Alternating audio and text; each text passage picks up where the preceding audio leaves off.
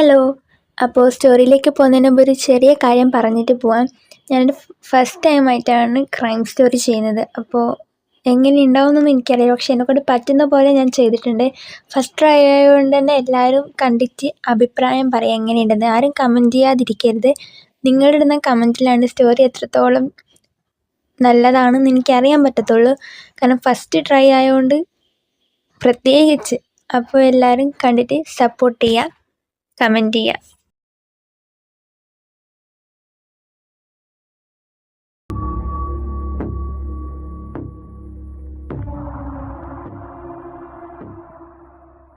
Breaking news. ദേവിന്റെ കൊലപാതകം അന്വേഷിച്ചുകൊണ്ടിരിക്കെ വീണ്ടും ഒരു കൊലപാതകം കൂടി സംഭവിച്ചിരിക്കുന്നു. ഇത്തവണ കൊല്ലപ്പെട്ടിരിക്കുന്നത് പ്രമുഖ വ്യവസായിയായ രാജ് നായരാണ്. ഒരു മാസം മുമ്പാണ് ദേവിനെ കാണാതാവുന്നത്. രാജിന്റെ കൊലപാതകത്തിന്റെ 2 ദിവസം മുമ്പാണ് ദേവിന്റെ മൃതദേഹം പോലീസിന് ലഭിക്കുന്നത്. മൃതദേഹത്തിന് 1 മാസത്തോളം പഴക്കമുണ്ടെന്ന് പോലീസ് മാധ്യമങ്ങളെ അറിയിച്ചിരുന്നു. ഇതുവരെയും 2 പേരുടെ പോസ്റ്റ്മോർട്ടം റിപ്പോർട്ട് പോലീസ് പുറത്തുവിട്ടിട്ടില്ല.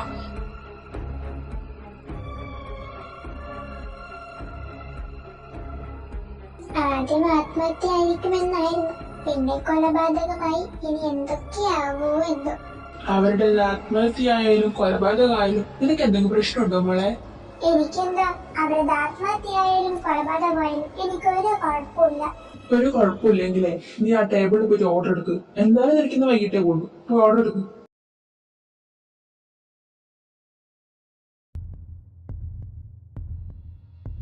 എന്നാലും നാഥ് സാർ ഈ കേസ് എടുത്ത സ്ഥിതിക്ക് ഇനി ഈ കേസ് തെളിയിക്കാതെ സാറ് കേസ് അവസാനിപ്പിക്കില്ല. അതെ, എന്തായാലും ഇന്നലെ സാറ് ജോയിൻ ചെയ്യുന്നത്. എടാ Dev sir. Good morning sir. Good morning. Kishore sir എത്തിയോ? ഇല്ല സാർ. സാർ ഈവനിങ് പ്രസ് മീറ്റിന്റെ സമയത്ത് എത്തുന്നാ പറഞ്ഞത്.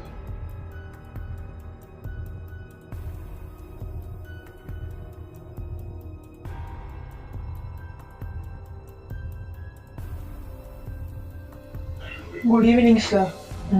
പ്രസ് മീറ്റിന് ആൾക്കാർ വന്നോ? പോവാ സാർ. എങ്കിൽ വാ, നമുക്ക് അങ്ങോട്ട് പോവാം. സർ, എന്തുകൊണ്ടാണ് നിങ്ങൾ രണ്ടുപേരുടെയും പോസ്റ്റ്മോർട്ടം റിപ്പോർട്ട് പുറത്തുവിടാത്തത്? അധികം വൈകാതെ തന്നെ രണ്ടുപേരുടെയും പോസ്റ്റ്മോർട്ടം റിപ്പോർട്ട് ഞങ്ങൾ പുറത്തുവിടും. സർ, പോലീസ് ആരെങ്കിലും സംശയിക്കുന്നുണ്ടോ? രണ്ടുപേരും ബിസിനസ് ഫീൽഡിലുള്ളവരാണ്. അവർക്ക് ആവശ്യത്തിലധികം ശത്രുക്കളുണ്ട്. ഒരു തെളിവുമില്ലാതെ നമുക്ക് ഒരാളെ സംശയിക്കാൻ പറ്റില്ല. സർ, കൊലയാളി ഇനിയും കൊല നടത്തും എന്ന് തോന്നുന്നുണ്ടോ? നടത്താം, നടത്താതിരിക്കാം. കൊലയാളിയുടെ മനസ്സിൽ എന്താണെന്ന് നമുക്ക് പറയാൻ പറ്റില്ലല്ലോ. ഞാൻ ഈ കേസ് ഒന്ന് പഠിച്ചതിന് ശേഷം ബാക്കി പറയാം. ഓക്കെ, താനല്ല എന്നെ അസിസ്റ്റ് ചെയ്ത. തന്റെ പേര് ദേവനാരായണൻ സർ. ഓക്കെ, ഇന്ന് എന്തായാലും വേണ്ട, നാളെ രാവിലെ ആകുമ്പോൾ എന്റെ ടേബിളിൽ രണ്ടുപേരുടെയും പോസ്റ്റ്മോർട്ടം റിപ്പോർട്ട് ഉണ്ടാവണം. Okay sir. ഇതാ സർ രണ്ടുപേരുടെയും പോസ്റ്റ്മോർട്ടം റിപ്പോർട്ട്. താൻ ഈ പോസ്റ്റ്മോർട്ടം റിപ്പോർട്ട് ചെക്ക് ചെയ്തിരുന്നോ? ഓ സർ. എന്നിട്ട് തനിക്ക് എന്ത് തോന്നി? സർ, രണ്ടുപേരും കൊലപ്പെട്ടിരിക്കുന്നത് ഒരേ രീതി, ഒരേ സമയം, ഒരേ തീയതി, പക്ഷെ ഒരു മാസത്തെ ഗ്യാപ്പ്. ദേവിന്റെ പോസ്റ്റ്മോർട്ടം റിപ്പോർട്ടിൽ കത്തി കൊണ്ടോ കണ്ണേറോ കൊണ്ടോ കുത്തിയ പാടുകളും അടയാളങ്ങളും മാത്രമേ പറഞ്ഞിട്ടുള്ളൂ. മരണകാരണം ഹാർട്ട് അറ്റാക്കും എന്നാണ്. പക്ഷേ രാജ് നായരുടെ പോസ്റ്റ്മോർട്ടം റിപ്പോർട്ട് എടുക്കുമ്പോൾ അതിൽ ഒരു തരം ഡ്രഗ് ശരീരത്തിൽ ചെന്നതായി പറഞ്ഞിട്ടുണ്ട്. സാധാരണ പോസ്റ്റ്മോർട്ടം സമയത്ത് ഡ്രഗ് ചെക്ക് ചെയ്യുന്നത് എന്തെങ്കിലും സംശയമുണ്ടെങ്കിൽ മാത്രമാണ്. രാജ് നായരുടെ കാര്യത്തിൽ ഡ്രഗ് ചെക്ക് ചെയ്യാൻ കാരണം അദ്ദേഹം ഡ്രഗ് യൂസ് ചെയ്യുന്ന ഒരാളായതുകൊണ്ടാണ്. ഓക്കെ, ഈ ഡ്രഗിന് എന്തെങ്കിലും സൈഡ് എഫക്ട്സ് ഉണ്ട് സർ. ഇത് അളവിൽ കൂടുതൽ ശരീരത്തിൽ ചെന്നാൽ കാർഡിയാക് അറസ്റ്റ് വരെ ഉണ്ടാവാൻ സാധ്യതയുണ്ട്. എനിക്ക് ഇവരുടെ ഫുൾ ഡീറ്റെയിൽസ് വേണം. ഫാമിലി, ഫ്രണ്ട്സ്, അങ്ങനെ എല്ലാത്തിന്റെയും. സാർ ഇത് ചോദിക്കും എന്ന് എനിക്ക് അറിയായിരുന്നു. ഇതാ സർ. സർ, ദേവിന് അച്ഛൻ, അമ്മ, 2 ഭാര്യമാർ, അതിൽ 4 മക്കളുണ്ട്. ആദ്യത്തെ ഭാര്യ മക്കളും അയാളുടെ അഭിഹിതം അറിഞ്ഞപ്പോൾ തന്നെ ആ വീട്ടിൽ നിന്ന് ഇറങ്ങിപ്പോയി. രാജിന് ഒരു അനിയത്തിയാണുള്ളത്. ആള് മാരീഡ്, ഹസ്ബൻഡിന്റെ കൂടെ യുകെയിൽ സെറ്റിൽഡാണ്. രാജ് നായർ മാരീഡ് ആയിരുന്നു. ഭാര്യ മരിച്ചു. ചിലർ അയാൾ കൊന്നു എന്ന് തന്നെ പറയുന്നുണ്ട്. എന്തിന് അറിയില്ല, പലരും പല രീതിയിൽ പറയുന്നുണ്ട്. പക്ഷെ ചിലർ പറയുന്നത് അയാളുടെ ഇല്ലീഗൽ ആക്ടിവിറ്റീസും ഡ്രഗ് ഡീൽസും പോലീസിന് പറഞ്ഞു കൊടുത്തു എന്നതാണ്. അപ്പോൾ അയാൾ കോടതി ശിക്ഷിച്ചില്ലേ? സർ, കോടതിക്ക് ആവശ്യം തെളിവുകളല്ലേ? തെളിവുകളില്ലാത്തതുകൊണ്ട് അയാളെ ശിക്ഷിച്ചില്ല. അപ്പോ ഇവരുടെ ഫ്രണ്ട് സർക്കിൾസ് ഒക്കെ അത് ഇതുവരെ വ്യക്തമല്ല സർ. രണ്ടുപേരുടെയും ഫ്രണ്ട് സർക്കിൾസ് ഞങ്ങൾക്ക് കണ്ടുപിടിക്കാൻ പറ്റിയിട്ടില്ല. ഇനി ഇവർ തമ്മിൽ എന്തെങ്കിലും ബന്ധമുണ്ടോന്നും അറിയില്ല സർ. രണ്ടുപേരും ഒരേപോലെ കൊല്ലപ്പെടണമെങ്കിൽ ഇവർ തമ്മിൽ എന്തെങ്കിലും ബന്ധം ഉണ്ടാവില്ലേ? നമുക്ക് ഈ രണ്ടുപേരുടെയും വീട് വരെ ഒന്ന് പോണം. Okay sir.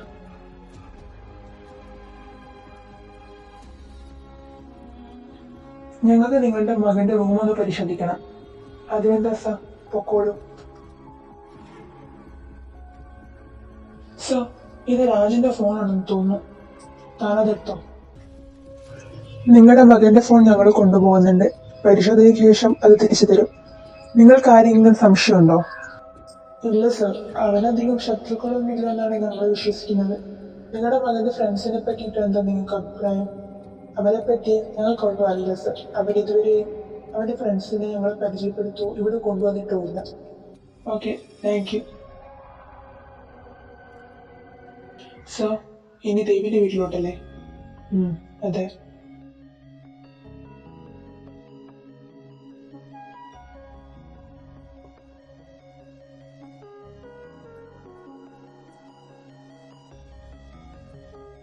സർ, ഇത് നോക്ക്.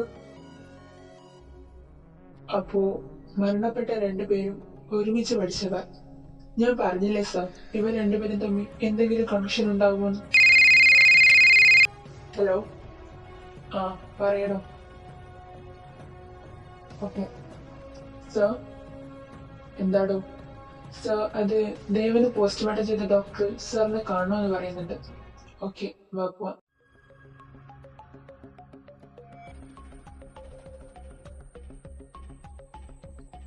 എടോ, തന്നെ CCTV ഒന്ന് ചെക്ക് ചെയ്യണം.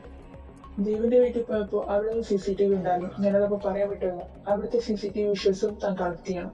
Okay sir.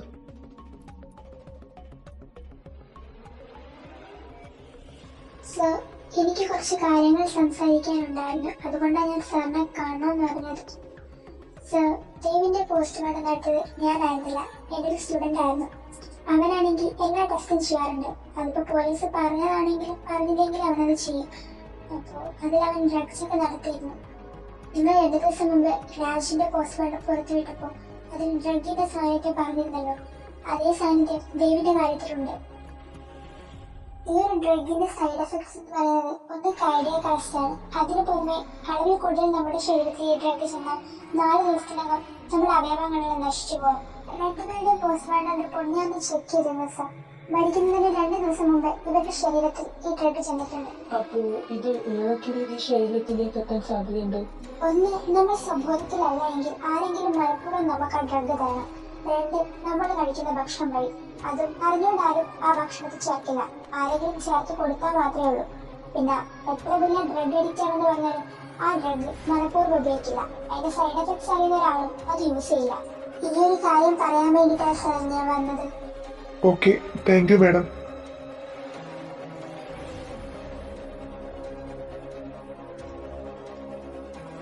സർ, ആ എന്തായാലും സർ, 2 സ്ഥലത്തെയും CCTV അത് ഹാക്ഡ് ആണ്. വാട്ട്? Yes sir. ബട്ട് രാജിന്റെ വീട്ടിലെ CCTV നിന്നും ഒരു വ്യക്തമല്ലാത്തൊരു രൂപം അത് ലഭിച്ചിട്ടുണ്ട്. എവിടെ നോക്കട്ടെ.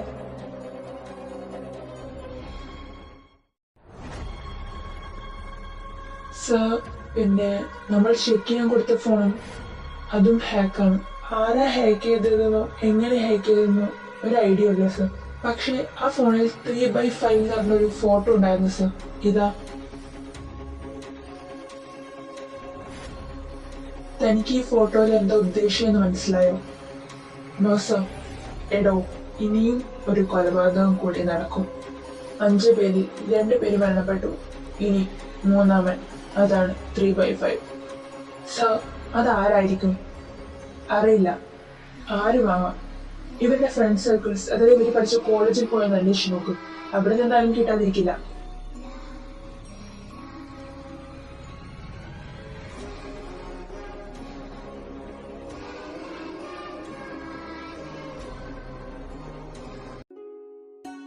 Hello mister assistant commissioner sir, അകത്തോട്ട് വരാമോ? അല്ല മോളെ, നീ എന്താ ഇവിടെ? എന്താ ഇവിടെയെന്നോ? അല്ല മനുഷ്യ, നിങ്ങളോട് ഞാൻ ഇന്നലെ വിളിച്ചപ്പോ ഇന്ന് വരുമെന്ന് പറഞ്ഞേ. ഓ, എനിക്കറിയാം, ഞാൻ വെറുതെ പറഞ്ഞതാ. അല്ല, നീ എന്തു പറഞ്ഞ വീട്ടിൽ നിന്ന് ഇറങ്ങിയേ? അത് നിങ്ങളുടെ അടുത്തേക്ക് വരുന്നെന്ന് പറഞ്ഞിട്ട് എന്നെ ഇറങ്ങിയത്. പക്ഷെ ആരും കുറച്ച് ഫീലാക്കി. പിന്നെ ഞാൻ ഇറങ്ങി വന്നു. എടീ, നിന്റെ ആങ്ങളമാർ എന്റെ പഞ്ഞിക്കിടുവാ.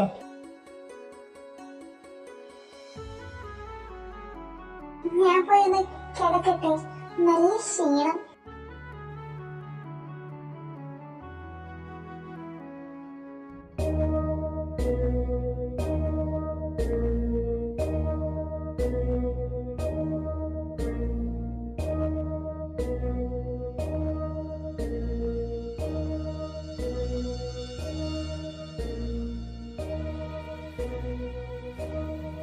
അതെ ചേട്ടാ, എന്താടി? ഞാൻ ഒരു കാര്യം പറഞ്ഞോട്ടെ? എന്താ പറയ്. അത് ഞാൻ കോളേജിൽ പഠിച്ച സമയത്ത് ഇവരും അവിടെ ഉണ്ടായിരുന്നു. ഞാൻ ഇന്ന് ഈ റൂം കയറിയപ്പോഴാണ് ഇവരെ കണ്ടത്. എന്നിട്ട് നീ ഇതിപ്പോഴാണ് വീഡിയോ പറയുന്നത്? അത് എനിക്ക് അറിയില്ലായിരുന്നല്ലോ ഇവരായിരുന്നു എന്നുള്ള കാര്യം. നിനക്ക് ഇവരെ പറ്റി എന്തെല്ലാം അറിയാന്ന് വെച്ചാ പറയും. അത് ഇവർ 4 പേർ അതായിരുന്നു വിളിക്കാം. അതിലിപ്പോ 3 ആളും ജീവനോടില്ല. അതിന് 2 പേരിലേ കൊല്ലപ്പെട്ടുള്ളൂ. നിങ്ങൾ വിചാരിക്കുന്നത് പോലെ ദൈവമല്ല ആദ്യം കൊല്ലപ്പെട്ടത്, വിഷുവാണ്. പിച്ചുവിന് എന്നോട് കേസിന്റെ കാര്യങ്ങളൊക്കെ പറഞ്ഞപ്പോ ഞാൻ അവിടെയുള്ള ഒരു ഫ്രണ്ടിനോട് വിളിച്ച് അന്വേഷിച്ചിരുന്നു. അവന്റെ ബോഡിയിലും ഇതേപോലെ ഡ്രഗും മുറിവുകളുടെ പാടുണ്ടെന്ന് അവൻ എന്നോട് പറഞ്ഞിരുന്നു. ഈ 4 പേര് എന്തെങ്കിലും പ്രശ്നത്തിലോ, അതായത് കോളേജിൽ പഠിക്കുന്ന ടൈം എന്തെങ്കിലും പ്രശ്നത്തിലോ കേസിലോ എന്തെങ്കിലും ഉൾപ്പെട്ടിട്ടുണ്ടോ? കോളേജിൽ പഠിച്ചിരുന്ന സമയത്ത് ഇവരൊരു കേസിൽ അറസ്റ്റ് ചെയ്തിരുന്നു. പക്ഷേ കോർട്ട് കൊണ്ടുപോയപ്പോ ഒരു എവിഡൻസ് ഇല്ലാത്തതുകൊണ്ട് അവരെ വെറുതെ വിട്ടു. തന്റെ കയ്യിൽ ഈ കൊല്ലപ്പെട്ട നിഷയുടെ ഫോട്ടോ ഉണ്ടോ? ഉണ്ട്, ഞാൻ കാണിച്ചുതരാം. ബേഡി, ഒരു മിനിറ്റ്. ആ 4th പേഴ്സൺ അവനിപ്പോ എവിടെയാണെന്ന് നിനക്കറിയോ? ഇല്ല. അവന്റെ ഫോട്ടോ എങ്കിലും നിന്റെ കയ്യിലുണ്ടോ? അതിരിപ്പുണ്ട്.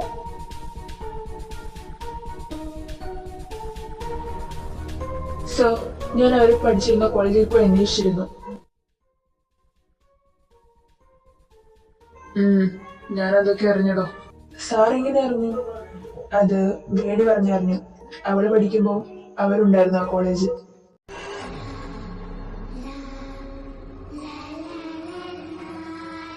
ദേവരാഘവന്റെയും രാജ്നാരുടെയും മരണത്തിന് ദുരൂഹതയുണ്ട്. കേരളത്തിലെ പ്രശസ്ത ബിസിനസ്സുകാരാണ് മരണപ്പെട്ട ദേവരാഘവും രാജ്നാരും. ഇരുവരുടെയും മരണം കൊലപാതകമാണെന്ന് പോലീസ് വാർത്താമാധ്യമങ്ങളെ കഴിഞ്ഞ ദിവസം അറിയിച്ചിരുന്നു. 21/2/2025 ദേവിനെ കാണാതാവുന്നു. അന്ന് തന്നെയാണ് ദേവിന്റെ മരണം റിപ്പോർട്ട് ചെയ്തിരിക്കുന്നത്. ദേവരാഘവന്റെ മരണത്തിന് കൃത്യം 1 മാസത്തിന് ശേഷമാണ്, അതായത് 21/3/25 രാജ്നായർ കൊല്ലപ്പെടുന്നത്. എന്നാൽ ദേവരാഘവ് മരിച്ചതിന്റെ വിവരം പുറത്തു വരുന്നത് 19/3/25 ഇതുവരെയായി പോലീസ് ഒരു നിഗമനത്തിലും എത്തിയിട്ടില്ല.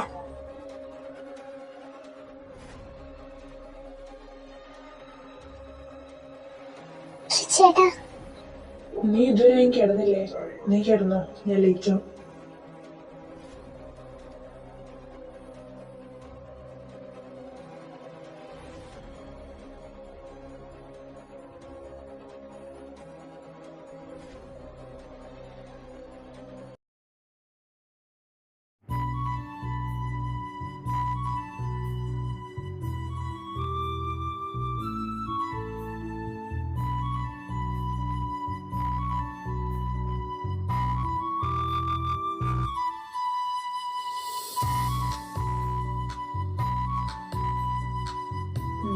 എന്തായാലും ഇനി ഒരു കോഫി കുടിച്ചിട്ട് നമുക്ക് നോക്കാം. കാമാ, എന്താ സാർ വേണ്ടത്? 2 coffee. Okay sir. Sir, your coffee. താൻ ജേർണലിസ്റ്റ് അല്ലേ?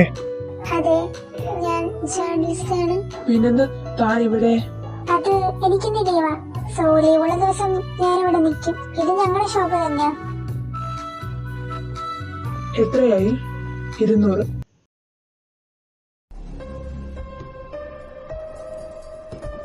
എന്നെ കൊല്ലുമെന്ന് ഇങ്ങനെ ഫോണിൽ വിളിച്ച് ഭീഷണിപ്പെടുത്താതെ എന്റെ മുന്നിൽ വന്ന് നോക്കും. ഞാൻ നിന്റെ അടുത്ത് തന്നെയുണ്ട്.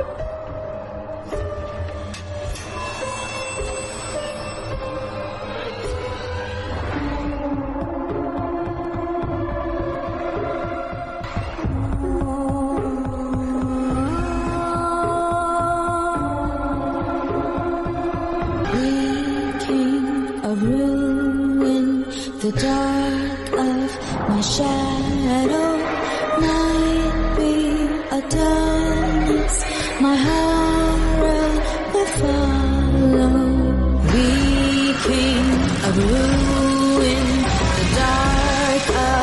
my shadow might be a dumbness.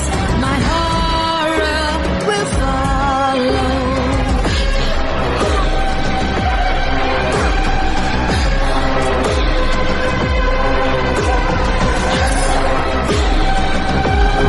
Waking of ruin, the dark of my shadow might be a darkness. My horror will follow. സാറിന് വന്ന മെസ്സേജ് വെച്ച് നോക്കുവാണെങ്കിൽ ഈ ആക്സിഡന്റിൽ മരണപ്പെട്ട അഡ്വക്കേറ്റും ഈ കൊല്ലപ്പെട്ട 4 പേരും തമ്മിൽ കണക്ഷൻ ഉണ്ട് എന്നല്ലേ? അതെ. തനിക്ക് ഞാൻ ഒരു കോളേജിലെ ഗ്രൂപ്പ് ഫോട്ടോ അയച്ചു തന്നിട്ടുണ്ടായിരുന്നില്ലേ? അതിൽ കൊല്ലപ്പെട്ട 4 പേരും അല്ലാതെ തനിക്ക് വേറെ ആരെങ്കിലും പരിചയമുണ്ടോ? ഉവ്വ് സർ, നമ്മളെന്നാ കോഫി ഷോപ്പിൽ പോയപ്പോ ഒരു പയ്യനെ കണ്ടില്ലേ? അതെ, അവൻ തന്നെ. അതുകൊണ്ടാ തന്നെ ഞാൻ ആ കോഫി ഷോപ്പിൽ തന്നെ കൊണ്ടുപോയത്. അപ്പോ സാറ് പറഞ്ഞു വരുന്നത് ഈ കൊലപാതകങ്ങൾക്കൊക്കെ പുറകിൽ അവനാണെന്നാണോ? അതിനാണ് ഒറ്റയ്ക്കാണ് ഈ കൊലപാതകങ്ങളൊക്കെ ചെയ്തതെന്ന് ആര് പറഞ്ഞു? നോ, അവിടെയുള്ള 5 പേരും. ബട്ട് സർ, അവിടെ അതിന് 4 പേരല്ലേ ഉള്ളൂ. നമ്മൾ പോയ ടൈമിലാണ് അവിടെ 4 പേർ. ആ 5ാമത്തെ പേഴ്സൺ ആ ടൈം അവിടെ ഉണ്ടായിരുന്നില്ല. ആ 5th പേഴ്സണിൽ നിന്നുമാണ് ഈ 5 കൊലപാതകങ്ങളും ചെയ്തത്. അവരാണെന്ന് എനിക്ക് മനസ്സിലായത്. അവരെന്തിനാ സാർ ഈ 5 പേരെയും കൊല്ലുന്നത്? റിവെഞ്ച്. എന്തിന്? അത് അവനോട് തന്നെ ചോദിക്കണം. താൻ എന്നാ ജേർണലിസ്റ്റ് പ്രസ് മീറ്റിൽ ചോദിച്ച ചോദ്യം ഓർമ്മയുണ്ടോ? സർ, കൊലയാളി ഇനിയും കൊല നടത്തും എന്ന് തോന്നുന്നുണ്ടോ? അവൾ ഉദ്ദേശിച്ചത് കൊലപാതകം ഇനിയും നടത്തുമോ എന്നല്ല, നടത്തുമെന്നാണ്. സാർ, എങ്കിൽ പിന്നെ നമുക്ക് അവരെ അറസ്റ്റ് ചെയ്തൂടെ? എടോ, അവരാണ് കൊലപാതകങ്ങൾ ചെയ്തത് എന്ന് മാത്രമേ നമുക്കറിയൂ. അതിനെതിരെയുള്ള ഒരു തെളിവും നമ്മുടെ കയ്യിലില്ല. സർ, നമ്മൾ ഇതുവരെയും സംശയമുള്ളവരൊക്കെ ക്വസ്റ്റ്യൻ ചെയ്തില്ലേ? അതുപോലെ നമുക്ക് ഇവരെയും ക്വസ്റ്റ്യൻ ചെയ്തോടെ? അതാണ് സത്യം തുറന്ന് പറഞ്ഞാലോ? തനിക്ക് തോന്നുള്ളൂ അവർ സത്യം തുറന്ന് പറയുമെന്ന്. സാറിന് അറിയുന്ന കാര്യങ്ങൾ വെച്ച് ക്വസ്റ്റ്യൻ ചെയ്യുമ്പോൾ അവർക്ക് എന്തായാലും തുറന്ന് പറഞ്ഞില്ലേ പറ്റൂ സാർ. നമുക്കൊന്ന് ശ്രമിച്ചു നോക്കിക്കൂടെ സാർ? എങ്കിൽ താമ്പ നമുക്കൊന്ന് ശ്രമിച്ചു നോക്കാം.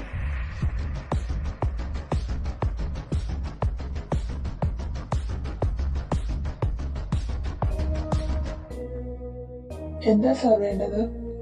ഞങ്ങൾക്ക് നിങ്ങളെ ഒന്ന് ക്വസ്റ്റ്യൻ ചെയ്യണം. എന്തിനാ സാർ? നിങ്ങൾ ഈ കളിച്ച നാടകമൊക്കെ മതി. നിങ്ങളാണ് 5 പേരെ കൊലപ്പെടുത്തുന്നത് ഞങ്ങൾക്കറിയാം.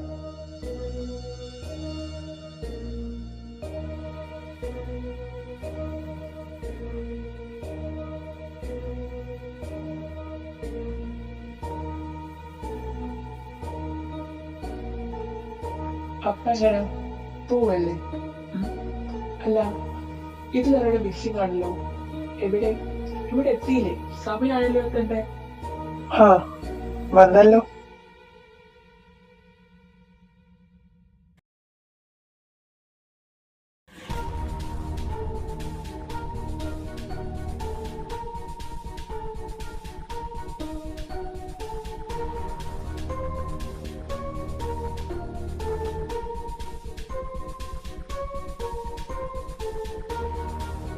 എന്നെ ഇവിടെ ഒട്ടും പ്രതീക്ഷിച്ചു കാണില്ല അല്ലേ?